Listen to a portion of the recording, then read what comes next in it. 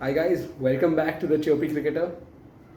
Today, emotional day for all of us Yeah, with Ashwin going out. Ashwin going out. It is. I'm not gonna lie. I'm still. I still haven't accepted that fully. Like many of us all over the country. But we'll get to that. Before that, we had we had a good test match. Uh, Good because It rained out. it rained and we're Indians. But other than that, I think the way it panned out in the beginning, obviously, uh, Smith and Travis Head as usual battered us. This time it was a chanceless innings, obviously. I think outside of that, Akash Deep almost getting Smith out twice in that one over. He was very unlucky. I think Yeah, he Akash was is very unlucky, and like for somebody who's playing his first Test match in Australia, I think he did a great job. So maybe I think starting from the team selection first is we'll just go through the entire test and then land up back at Ashwin. But starting with the team selection, I think the fact that there was no Ashwin was surprising. I was very surprised when I saw Jadeja's name on the team sheet, Exactly. especially after the way Ashwin bowled in Adelaide. I thought he did a decent job in Adelaide. And also the way he had bowled in Gabba last year, so Exactly. the last season. I don't know if he played until that. The season before that, Yeah. 2018-19. Yeah. So very shocking, but I think I personally think he might have picked up a niggle or something, and which is why he didn't play, because Rohit had mentioned that Ashwin had thought or expressed his thoughts about retirement after the first test, and he convinced him to play the second. So I think he probably was in the plans, at least from a Rohit Sharma point of view. Yeah. But given Gambhir and the team dynamics, we don't know how I think the actual selection happens. again, this is all speculation. I think Or not. or not. I think a lot of these calls are actually being taken by Ajit Agarkar also. So there was an article I came across on ClickBuzz where it was about how Ajit Agarkar is going to sort of stay back in Australia because he wants to have conversations with certain senior players about their future.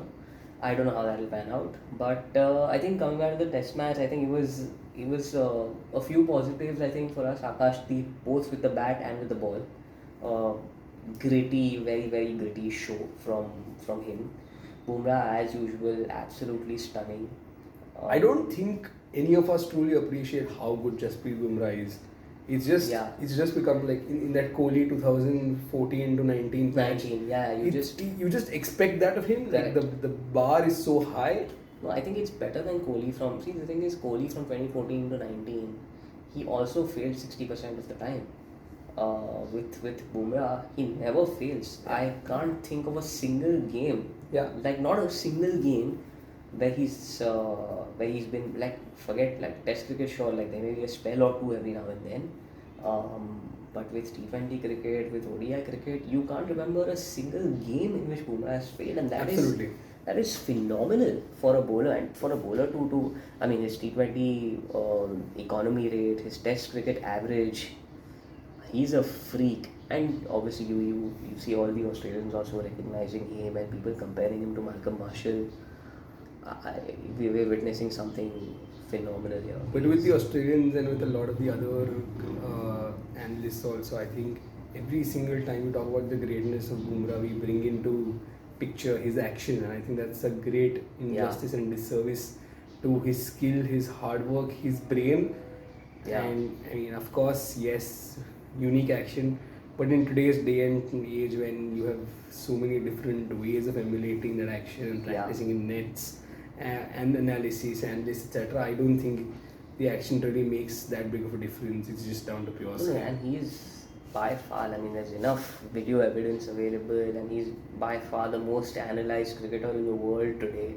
Despite that, every single game to turn up and absolutely batter every single lineup in the world is unbelievable. I don't think there's a better bowler the world has seen. I agree. I don't think, at least in the last 2 years since his recovery from his back stress fractures. Yeah, yeah, yeah. I think after that he's just been operating on a different level, and had Yeah. it not been for those that on 19th November 2023, where Travis Head's off stump was missed by an inch, Yeah. I think we wouldn't be having this argument, this Yeah. possible discussion. Also, he would have cemented his legacy in the record books for long. But coming back to the Test match, I think nobody knew how the pitch was going to play. So yeah, winning the toss, and I think this is only the second time that an Indian captain, Yeah. after winning the toss, decided to field first. Yeah. Overseas. So Not overseas, in Australia in specifically. Australia, I think. yeah. No, so I think it was, whether or not it's a good call, we'll never know. I think with Rohit, the way we ended the Test match, and even in his press conferences, he seemed a little off. Like, and I'm sure that he's aggressive in his own ways, but I feel like in Australia you need to sort of send out a bit of an aggressive message. Like, maybe he should have just come out after the Test match and said that, you know what, it was unfortunate that it rained. We could have chased down to 70 and 50 overs. But I have a solution to all of Rohit's problems. That there's this very famous stall called Ashok Vada Pav, about 5 kilometers from where we are right now. Send a bunch of half a dozen vada pavs to Australia and look at him come to form next match in. And I'm sure somebody's listening to this and somebody's going to try it out. And MCG Rohit Sharma scoring a double century. But yes, Rohit has been off, and not just off in terms of mood. I think more than aggression itself. I think because of Virat, there's a lot of focus on aggression. But I think more than that, it's tactically he's been a little. He looks single dimensional. Yeah. And very, very controversially, I don't think Gautam Gambhir knows what he's doing, and for whatever reason, it seems as if he has a very large role to play even in the background. I'll probably reserve judgment on that, but I don't know. I mean, it's. See, the thing is, my prejudice to that statement will continue to be because of the way Akash Deep bowled. I mean, That's after true. seeing that first But then, spell, I again, don't understand how he was not Then picked over again, Harshit Rana. when you look at how Harshit Rana bowled in the first Test match. Yeah, but I don't think he was. I think Harshit Rana's spell was decent, but it wasn't as spectacular as people are saying. It was. In the first innings, he was the most expensive bowler. In the second innings, he was the most expensive bowler by a significant margin. Yes, he knocked over Travis Head, Yeah. but just because of that, I don't think he. No, fair. I think all evidence suggested Akash Deep would have done a much better job. I agree. Especially at Adelaide, I think Akash Deep would have made a very big difference. So anyway, I think having said all of that, good outcome. Akash Deep looks like a good prospect, not just for this series, for England 2025 as well. Hopefully, I think now we've established at least Our top three till the time Shami is out. Shami's out at least, yeah. And I don't know what surprised. happens when Shami comes back exactly from that. What happens to Siraj? Yeah, I won't be surprised if Akash Deep sort of pips Siraj to the third seamer spot. I'm in two minds about that. The eye test tells me Siraj has not been that good, but the numbers are still pretty decent. Yeah, he has numbers very similar to Stark and Cummins in this series. Because he's cleaned up the tail a couple of times. Fair. So, and yesterday's wickets also sort of can paint a slightly untrue picture. But I mean, a wicket is a wicket at the end of it all, and I think especially in the first 3 overs when Bumrah bowled Khawaja, when in fact when Siraj got Smith out, I think that was a legitimate sort of wicket. I don't think Smith was trying to do anything there. It was just very good bowling that got Smith out. So I don't see Siraj losing his spot in this series. I think he might be rested. He might be rested. It depends on how we do in MCG? At the MCG. I feel like if we win the MCG test, I won't be surprised if Siraj is rested at the SCG. But coming back to the first innings, again, I think we started off well. Bumrah, as usual, was right on the mark, on the money. Yeah. But then once Head and Smith walked in, I think there's a psychological barrier in the bowlers' heads against Head, Yeah. which for whatever reason we are not able to overcome. Yeah. And I mean, Steve Smith's, he couldn't have hit a The beach only- ball if, for all intents and purposes up till this innings. And I just feel we let him into the game. I Too feel like many the loose only penalties. bowler who could have got Travis Head out was unfortunately Ravi Ashwin. We saw that he almost got him out for 75, and he I think came in to bowl much later. Yeah. It was I think in the fifth or the sixth over in his first spell that he could have got Travis Head out. But What could anyway, have been. what could have been? But anyway, I think yeah. And my issue with the bowling attack is not just, yes, I mean, you can have off days and then you'll have the likes of a Head or a Smith absolutely take you down. There's nothing you can do. Yeah. But even after you got the two of them out, Yeah. outside of Bumrah, this attack just doesn't have any teeth. Akash Deep bowled very, very well, and he's a great enabler or a great second bowler. But outside of these two, I don't think Siraj was again asking too many questions. Yeah. Jadeja has his moments in the game, had his moments in the innings here and there. But I think Jadeja looked a little off, like maybe it's because there were he's these bowling after a moments long where time, exactly. But I think that Jadeja selection just reeks of being too defensive. Yeah. Nitish Reddy had a fantastic 2 test matches with the bat. Yeah. He can easily do the number 7 job. In fact, the way he's played all these innings and the way the rest of the batting attack is played, probably he should be promoted to maybe a number 5, number 6. Yeah. So he can definitely do the number 7 job. Why couldn't we go with a bowler that on this pitch Could help you with a wicket or could help you with a wicket or all? I fail to understand. It's, anyway, I think, and anyway, the way we batted again, Batting is... I don't know what to say, and I think batting, Gill again, Jaiswal again, slightly unlucky, I think.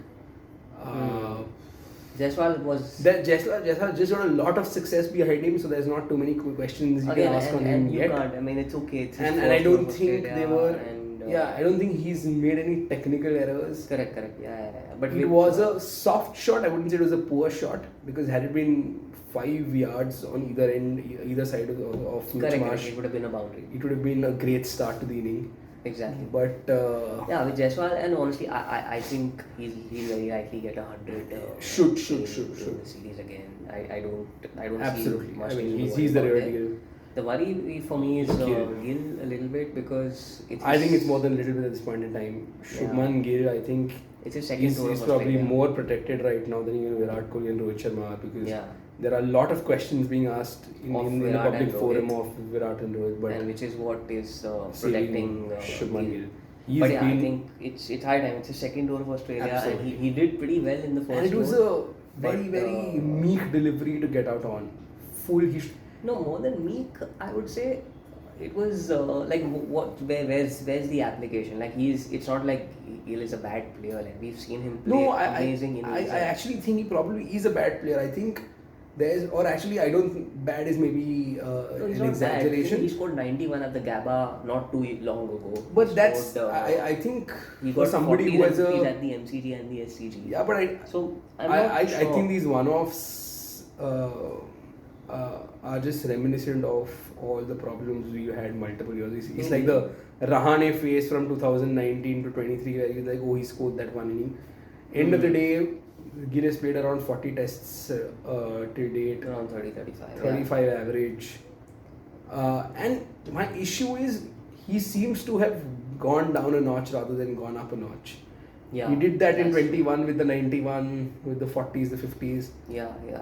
And he's just, I don't know whether it's the white ball impact, because at that point in time he wasn't doing very well in the white ball. And then he had 2 fantastic years in white ball cricket, where he was probably ahead of even Virat Kohli. Starting from that tour of Zimbabwe back in 21.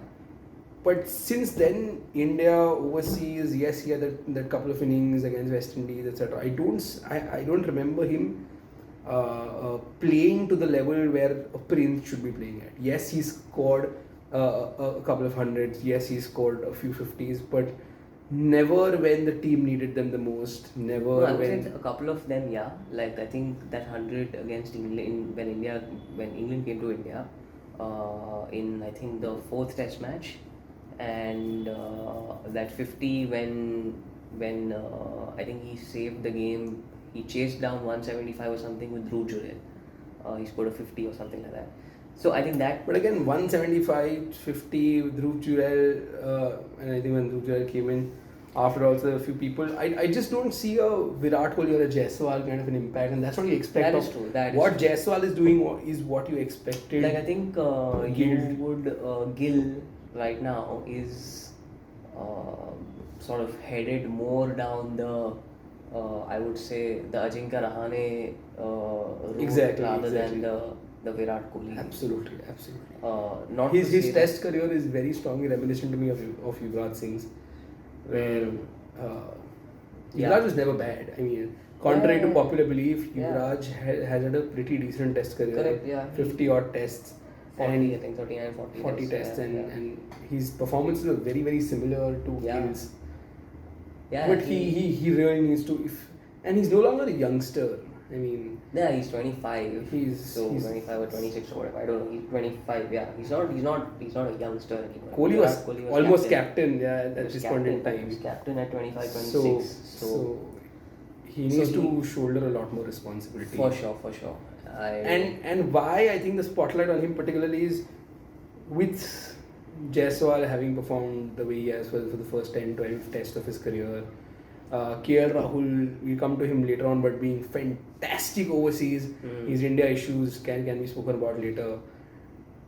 Pant, enough and more has been spoken about him. He's single-handedly won us multiple test matches. Both in India and overseas. So there's no question about Pant. So the three remaining batsmen, phenomenal. Exactly. Jadeja has done averages 50 in Australia. Jadeja in Australia post the 2018 series has the same average as Virat Kohli in Australia. Wow. Okay. And Jadeja, I think even in England, he is. I think Jadeja after the 2017-18 England series just turned a page in his batting and has not looked back. Yeah, he has been phenomenal. He's been phenomenal. His consistency is second to nobody. So I think so that leaves the question to about 3 spots, yeah, of which you have Virat Kohli and Rohit Sharma, and different questions asked there. Yeah. And the third spot, of course, Gill. So something needs to work for Gill. With Virat and Rohit, with Virat especially, you have years of goodwill. Exactly. So there's a lot of years of goodwill and a test 100 in this series already. Exactly. So both with Rohit Sharma, Virat Kohli, I think it's there's you can criticize as much, but at this point in time, I don't think there are enough people knocking on the door as loudly for us to say that there are ready alternatives. In fact, I'm of the very strong opinion, if you have to bring in alternatives and if you drop either one of the three, the kind of people who should come back in are more like Akshar Patel and Washington Sundar as batsmen, or with Nitish Reddy being promoted to number 6. Or Dhruv being given a go again, or Sarfaraz for that matter. I don't think Sarfaraz. I think Sarfaraz has very gaping issues, but with somebody like Akshar who's done so well batting for India across formats, especially in the white ball, especially in pressure situations multiple times, with Washi who's also done that in Australia previously twice. I would much rather see if somebody had to be dropped, I would much rather have Nitish Reddy be promoted and have Jadeja at 7 and then a Washington at 8. And if you really want to play a trump card, put somebody like a Washi at number 3. And see how that plays out. And that's true. It'll be interesting, but I think I don't think the management is going to do any of these things. I think we'll go with. No, that's okay. We can speculate. That's fine. But so I feel like I think with Gill we'll see what happens. I hope. And then Virat. It's just with Virat. It's beyond disappointing. I don't think the way he got out was at all unexpected. It is just. I don't know. I hope he does a Sachin. I hope he displays. I don't think Sachin has gotten out in the same manner many times. I meant that's true. That's true. It's.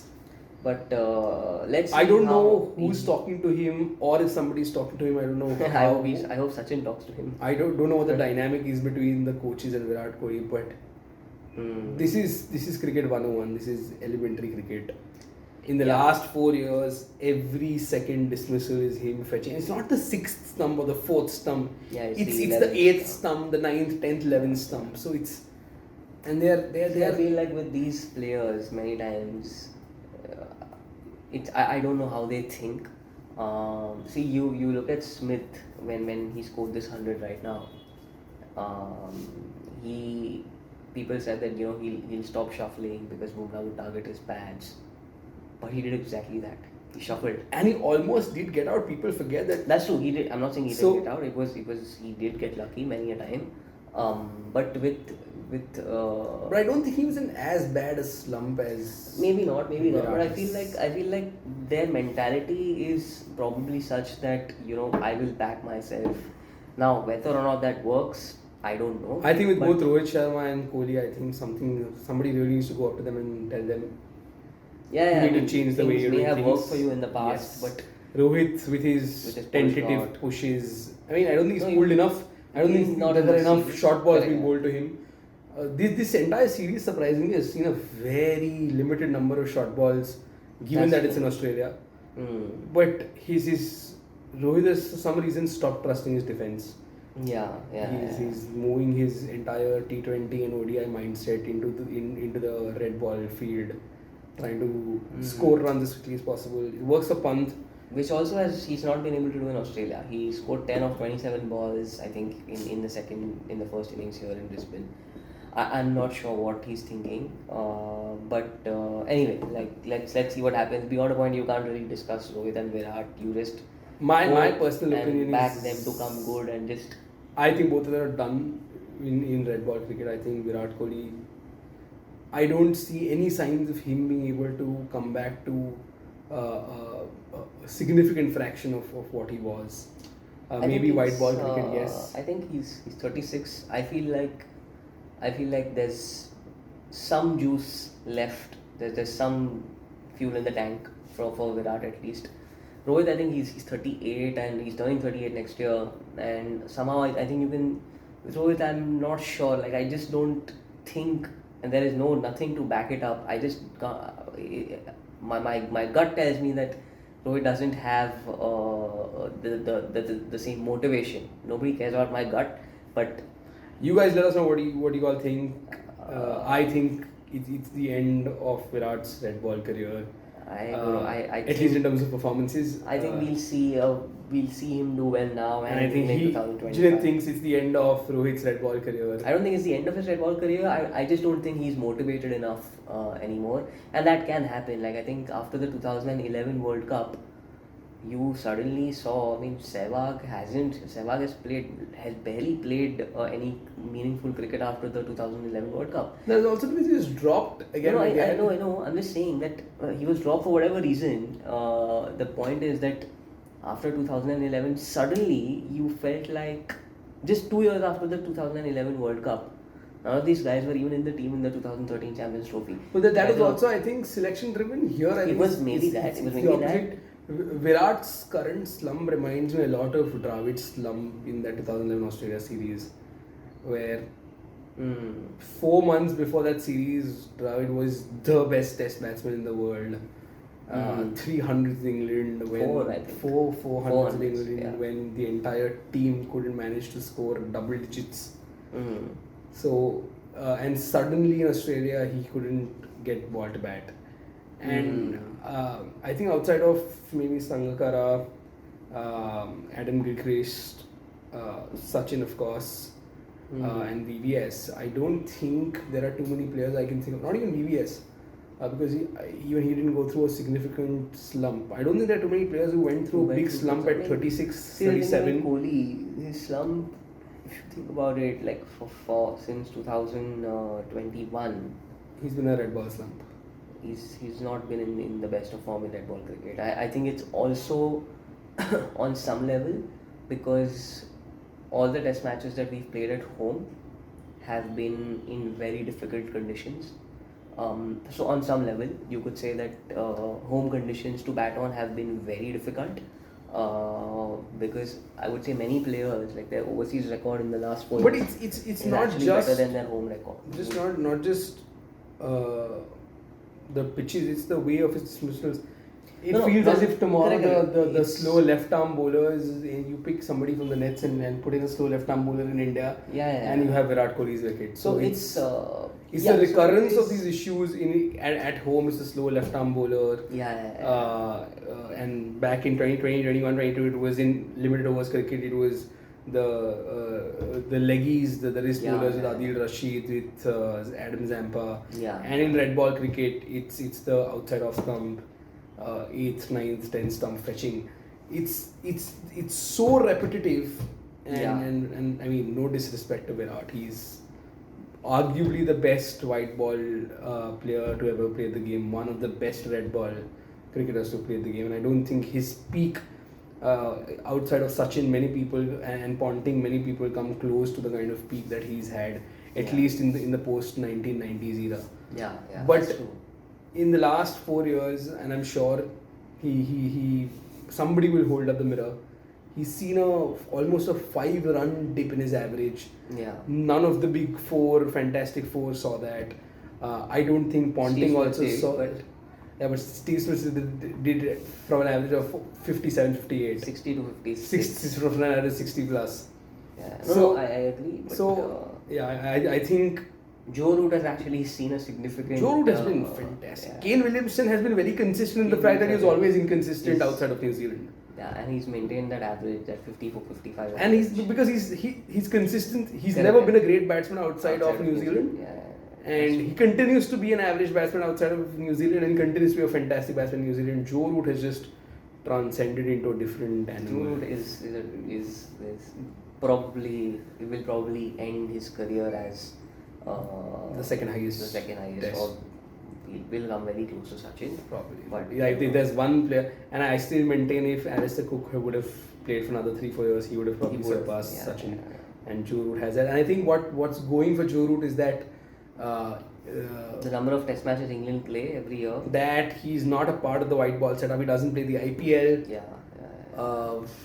England has a very clear distinction now between red ball, white ball cricket. Their ideology of the game is very aligned, and throughout towards the end of Cook's career, there are multiple question marks on multiple things around the England cricket team. This is the most settled I've seen the England cricket team to be. So anyway, coming to the chunk of the batting, I think what Bumrah and Akashdeep did, and I think the Indian team celebration in the dressing room was a good reflection of that. It was amazing. No, so people like Nathan Lyon can say whatever he wants to about the celebration. I'm sure the Australians would have celebrated properly. वो जब 50 for 5 है तब थोड़ी देर के लिए गोटी मुंह में आ गया था उधर भी. But I think it's time, and even there with our tail, it's very confusing, because there will be multiple times when the tail with Bumrah and Akashdeep has actually done decently well every time he's come out of the bat. But Bumrah, Shami, etc. have been very inconsistent with the tail also. They've improved quite a bit, but the inconsistency still exists.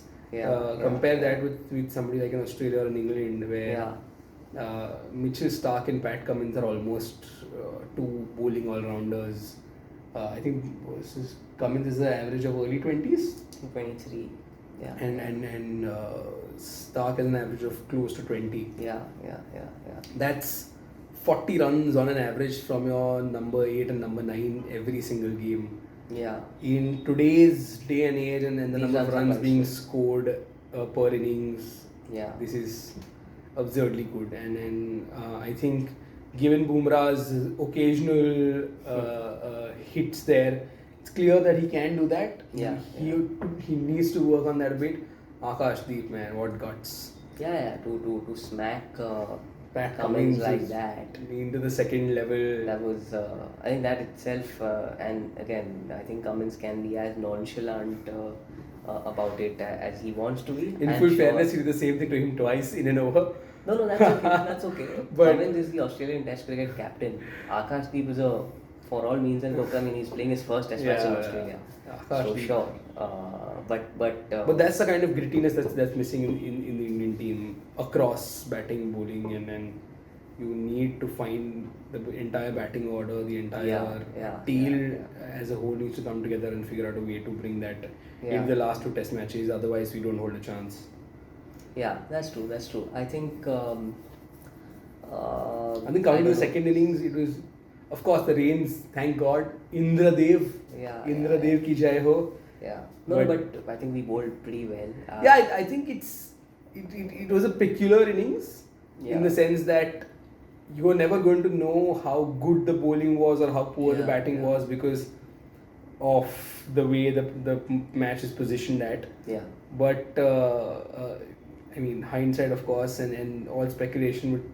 Had we had those 50 overs, I genuinely think Australia would have put themselves into a really nervous position. And momentum would have swung towards our way quite a bit. I think it almost. But Pat Cummins doesn't care about that word, as he has very clearly articulated. But anyway, I think. Bumrah again. The good part of it, I think, was not overbowl Bumrah in that second innings. We gave him a first 4 over spell and then brought him back for 1 over. Even when I still think when Stark came in, we should have bowled Bumrah and had they been 60 for 7 or 60 for 8, you never know what could have happened. But I think given the rain predictions, it was probably sensible. But had the second innings happened, I still think we should have opened with Akashdeep and Jasprit Bumrah. It was the perfect ploy, and this is of course just speculation now, and I mean this very seriously. Akashdeep, Jasprit Bumrah come in, bat 4-5 overs, score 35 runs, whack Cummins again over deep mid wicket. Try to whack Stark over deep mid wicket and end up whacking him over third man. It would have blunted the new ball. If they would have lost the wickets, there's absolutely no dent. And it would have made the fast bowlers bend their backs very strongly. No, I agree. I think, I mean, things could have gone either way. But anyway, I think we're probably, even in terms of momentum, I think we are maybe a little bit ahead, but Australia... Especially now that it's a comfort zone. That's true, yeah. But Australia are not too far behind, and we'll obviously have to bat out of our skin to even compete. I do think that Jadeja and Washington will both end up playing, but anyway, I think we'll get to the fourth test match later. I think now let's talk about and we'll obviously do a special dedicated episode to this a little later. I think Ashwin, I don't know. I think this is like as sort of adults or whatever adolescents. This is the first career that we have seen unfold end to end. True. I don't think. I mean, this is probably the biggest retirement that we have witnessed as such. Maybe outside of Dhoni. Dhoni again. I think we were much younger when Dhoni started playing. Sure, like we obviously have seen his career, but like the interest with which we have sort of watched Ashwin, we really started understanding. And I know most people start understanding cricket after like 14, 15. And I think Dhoni's extended IPL presence has diluted. Correct. Yeah, I feel like with Dhoni, the he's not really gone, is he? He's not gone. And the thing is, like it was Yashasvi Jaiswal to play his last T20 before before Dhoni. with Ashwin, I mean, think about it. Like Dhoni retired from Test cricket 10 years ago. 10 years. And it's absurd to think how young Dhoni was when he retired. 34, yeah, but 33, 34, whatever. But with Ashwin, I can't think of like in India, I think the biggest match winner. The biggest match winner, and we'll probably see his we'll experience his absence maybe next year when South Africa come home for those 2 test matches. But I think over the last 10 years, 10, 12, 13 years, I don't think we've depended more on any particular individual, both with the ball and with the bat, by the way, than on Ashwin. Obviously supported by Jadeja equally later on. I think outside of Ian But- Botham, there's nobody who's scored more century plus fifer combinations Than in a Ashwin. test match than Ashwin has. And I that's, think about the I number don't of- think people realize how big of a thing that is to score Yeah. a century and get a 5-4 in the same test match. No, I agree. It's- Michael Vaughan had what 5 test hundreds in his entire career. Probably fewer runs. I don't know the statistics, but Yeah, I'm he- willing to bet he probably has fewer runs than Ashwin has in test cricket. I think he has 5,000 or 6,000 runs. Michael Vaughan, okay. I think. So I don't know how many runs Ashwin has. 3,500. 3,500. But but the sheer importance of so many of the runs that he scored As recently as Bangladesh. as recently as Bangladesh 2024, Bangladesh 2022 when he scored 42 on Yeah. Shreyas Iyer and won us that game. And who can forget that Sydney inning? I mean, the Sydney innings That's- with Vihari. I think even the 100 that he scored in 2021 in Chennai against England when England came home.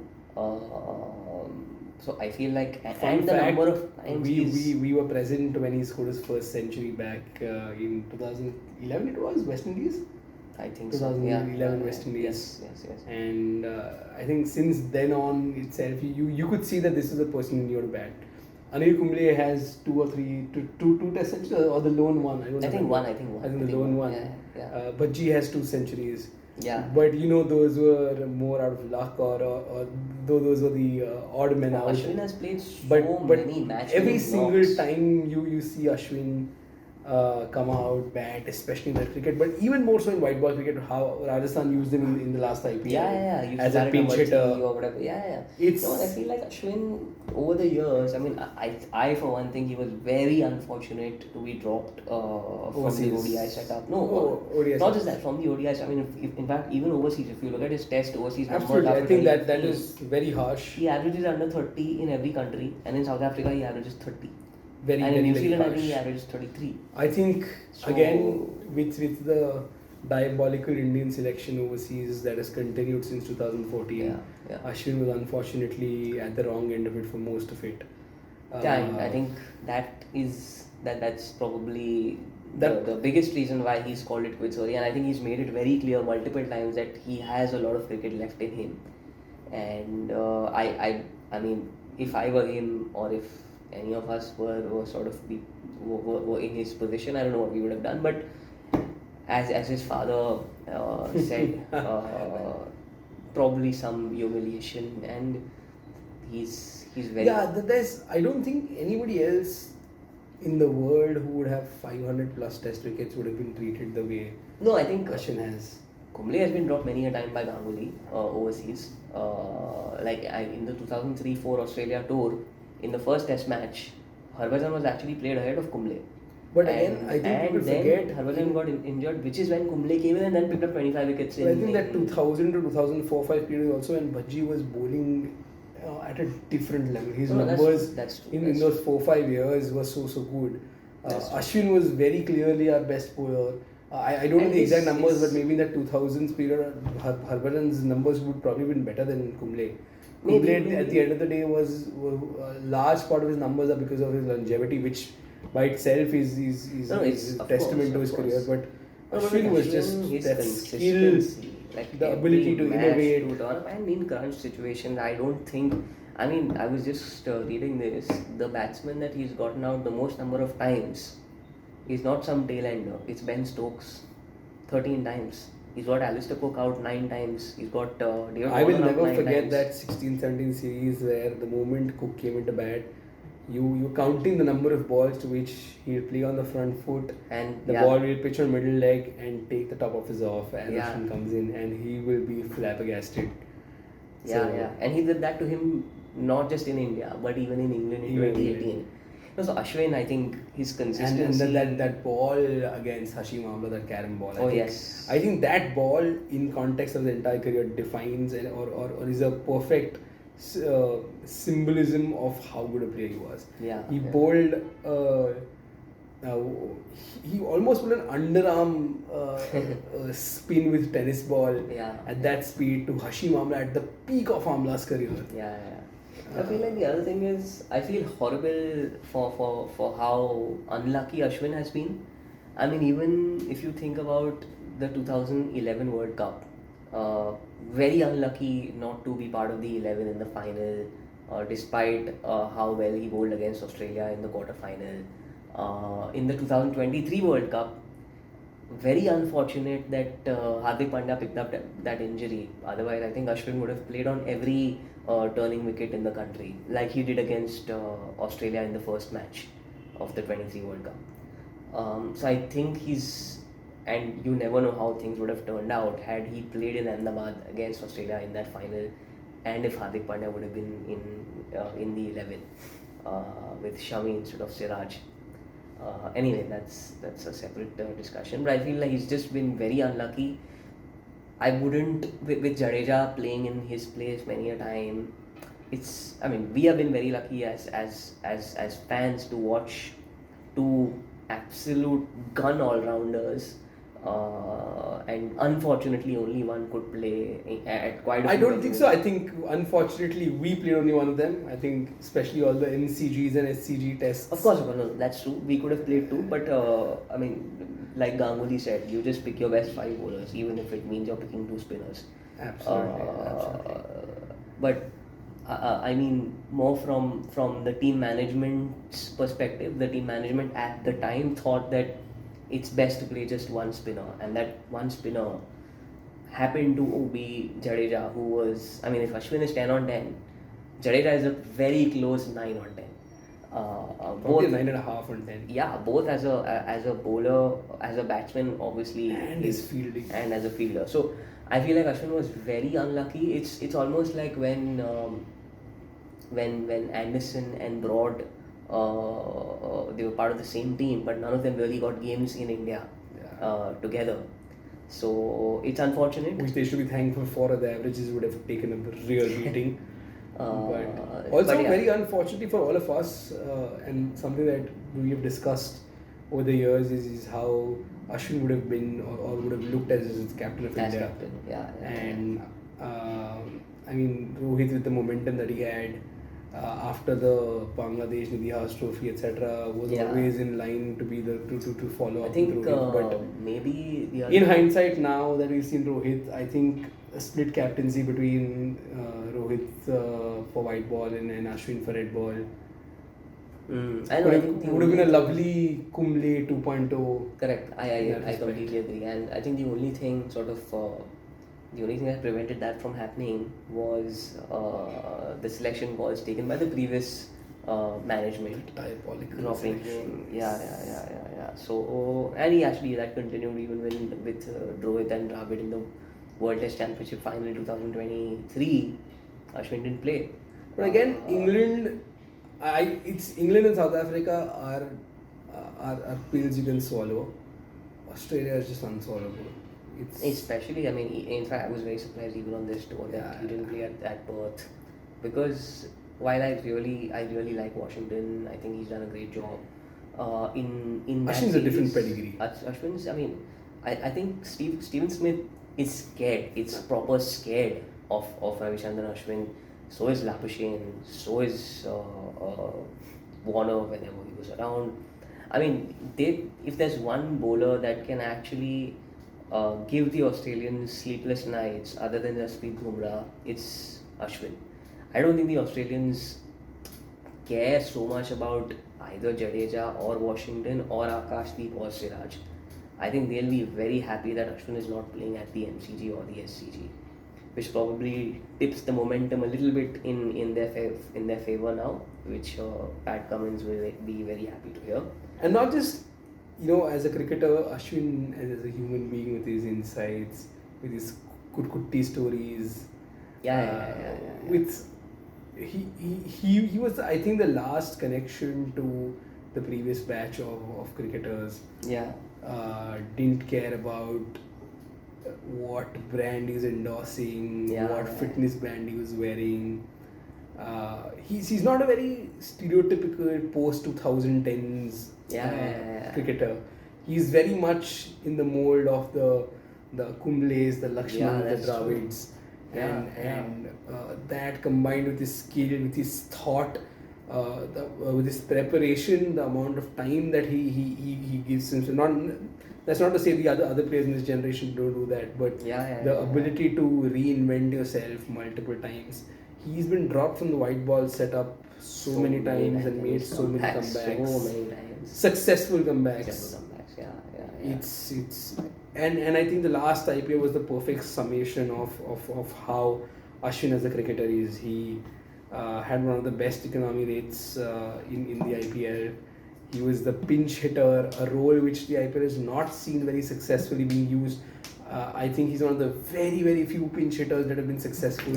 He single-handedly won them 2-3 games at the Sawai Mansingh Stadium. So Ashwin will be missed. I think we'll probably have to dedicate a much longer episode to him, which we will in the next couple of days. But I think if there was a time where as Indian cricket fans you'd be okay with him retiring, I think it's now given how strong the spin setup is. Yeah, we have Kuldeep and Akshar waiting in the wings along with Washington, obviously. So that way, I think the transition that you're going to have with batting, or you're already having with batting. With batting, you can see obviously it's not easy, and or that we had with that fast bowling in 2011, 12, 13, 14. I think we will be saved from that. You're still obviously going to miss the class of Ashwin and his pedigree. If Ashwin is bowling at a 10, you probably go to land up at a 9 with a Kuldeep, etc. But it's not going to be a transition period or a drop-off period. I think regardless, what we should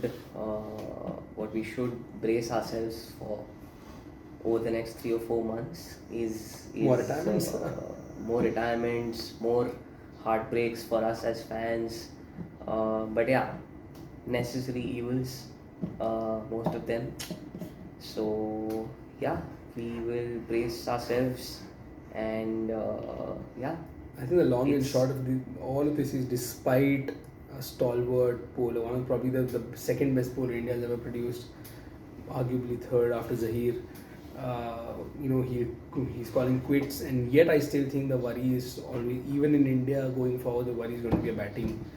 And that is the biggest batting question right now on how poor we've been as a batting unit for almost half a decade now.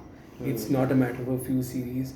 And including all the famous wins, the South Africa win, the England Test draws, outside of Australia 2018-19, I don't think we've had a solid batting performance in a series. We had one-offs every now and then. Overseas.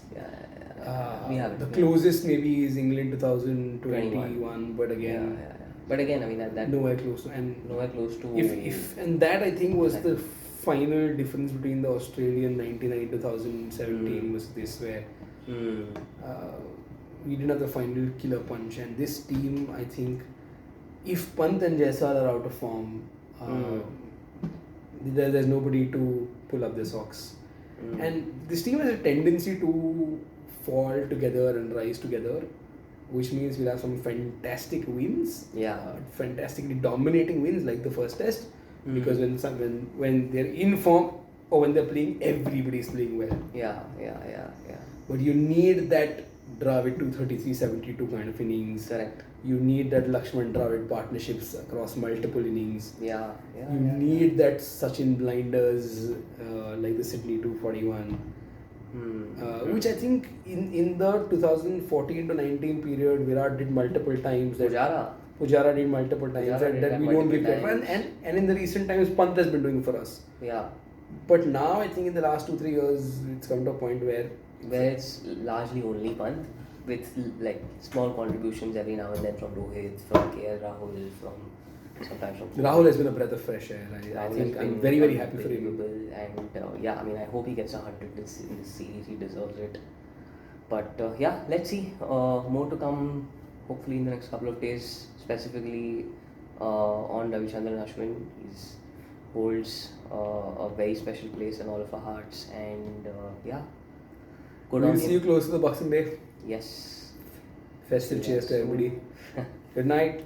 Like, share, subscribe. More of Chirpy Cricketer coming up.